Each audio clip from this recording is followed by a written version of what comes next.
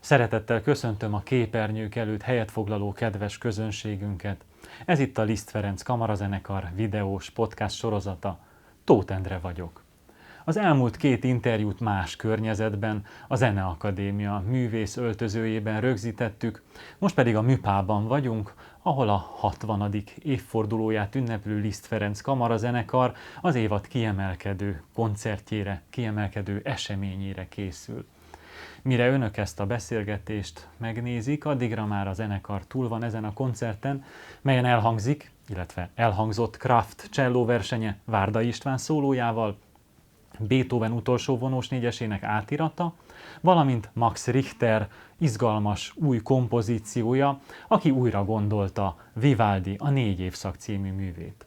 Ez ráadásul egy összművészeti produkció, hiszen közreműködik a Győri Balett társulata, valamint Sayaka Shoji, japán hegedűművésznő.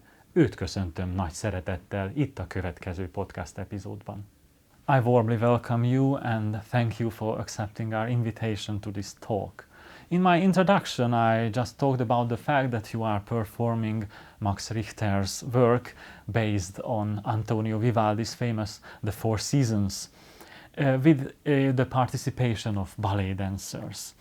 At the same time, we can say that you are familiar with such total art productions, since your mother is a painter, your grandmother was a poet, and you yourself often give concerts in which visual arts also appear.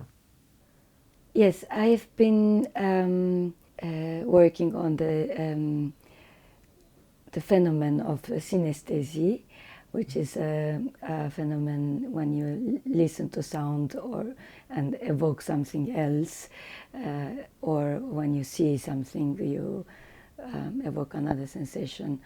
And in my case, when I listen to the music, I often have the image in my head, and I was just curious how it would come out if I try to realize this into film, so make it visible form.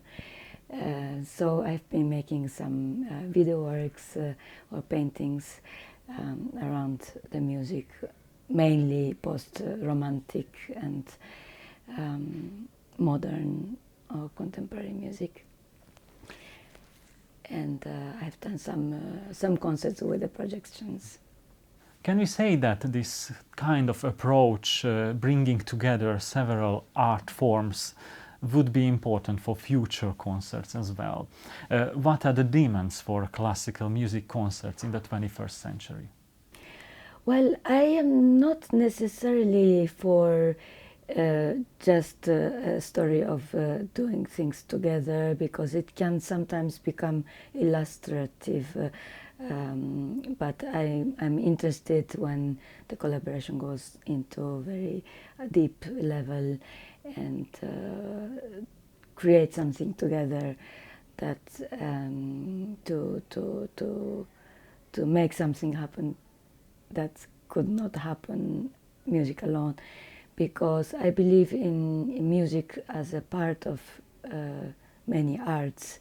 And it's not just about sound. Of course, we have many aspects of techniques, beautiful sounds, and all the musical aspects. But in the core, the message behind, the universe behind, should be somewhere connected with other genre of art. And I believe that getting together, united, and by this unity, we could make something new. And this is a big stimulation for both sides. This is your first time you play together with the Franz Liszt Chamber Orchestra. How did you react to their invitation, and how well did you know the orchestra's playing before? Of course, I've heard the great reputation. It's mainly because Istvan I've known many years now, a great cellist and a great musician whom I respect very much. So, and so invitation from him, I was very glad to accept. What is it like to work with the orchestra?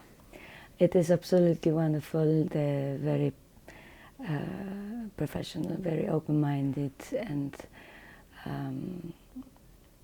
just naturally, genuinely beautiful. So I'm very much looking for it. Recently it was very exciting to talk with both Emmanuel Pau and Amihai Gross about the extent to which the spoken language itself, the culture, influences musicality, the musical language of a performer. This is really special in your case because even though you come from Japan, you moved to Italy at the age of 3 and then continued your studies in Cologne. How did all of this shape and influence your music making? I strongly believe in a connection between language and music making, and it somehow influences each composers, and each composer has its own musical language, and I think it's a main interest that I have, spending my most of my life in Europe, in different countries, and I think it's really music is a language.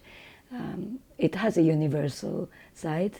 At the same time, each composer has its background and its culture, and each country in Europe is different in intonations, and particularly I'm very much interested in when I play Bartók's music. For example, Hungarian language is foreign to me, and so I needed to really get into the culture. I listened a lot I asked my friends to talk a lot in Hungarian and to understand how this language sounds.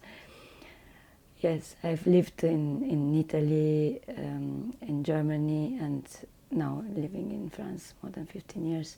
So those 3 languages are already such huge difference, and mentality also. Even like France and Germany next to each other, but it's like oil and water. They're so different, and this is fascinating for me.